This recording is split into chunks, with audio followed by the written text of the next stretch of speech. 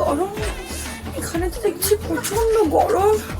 উফ উফ, মা দিদি এসে গেছো? তুমি এত দেরি করলে কেন? আমার কোমরটা তো পুরো ধরেই গেল। সত্যি নিহার দাদার শরীর খারাপ, না হলে আমি এখানে আসতাম না, কি আসতামই না। না হলে পাড়া প্রতিবেশী বলবে আবার টুম্পা শহরে বিয়ে করে দাদা বৌদিকে ভুলে গেছে। উফ, শহরে বিয়ে হয়েছে বলে ওই তো বাচ্চার অহংকার দেখো না। হ্যাঁ, আবার ঘোড়ার লেজের মতো চুলটা ছোট করে কেটেছে। আবার দুদিন আগে তো ঘুটে দিয়ে বেড়াতো, জঙ্গলে পাতা কুড়াতো। এখন শহরে বিয়ে হয়েছে তো ওই যে অহংকারে মরে যাচ্ছে। কি গো দিদি, আবার গজগজ করতে লেগে গেলে কেন? হ্যাঁ, আমি এসছি কোথাও, একটু বসতে বসতে দেবে তা না?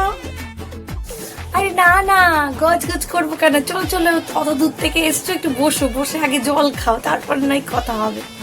এসো এসো, চলে এসো। উফ, কি গো বৌদি, এসিটা চালাও না, সত্যি প্রচন্ড গরম। উফ, গরমে থাকতে পারছি না, এসিটা চালাও। কি এসি? ওইসব আমাদের বাড়ির এসি টেসি নেই গো, ওকে পাখাই ঠিক চালাতে হবে। ও মাই গড, আমি জানলে এখানে আসতাম না, আমার স্কিনের কি হবে? 2 বছর আগে পর্যন্ত তো রোজে রোজে ঘুরে বেড়াতিস, তখন এসি ছিল না পাখা ছিল? হ্যাঁ হ্যাঁ। গাইস, আমার দাদার শরীরটা ভালো না, ওই জন্য দেখুন দাদা শুয়ে আছে, ঘুমাচ্ছে। দাদার জন্য তোমরা সবাই একটু প্রে করো, লাইক কমেন্ট শেয়ার একটু করো। এই যে দাদা ঘুমাচ্ছে, তোমরা কিন্তু লাইক কমেন্ট শেয়ার করে দিও।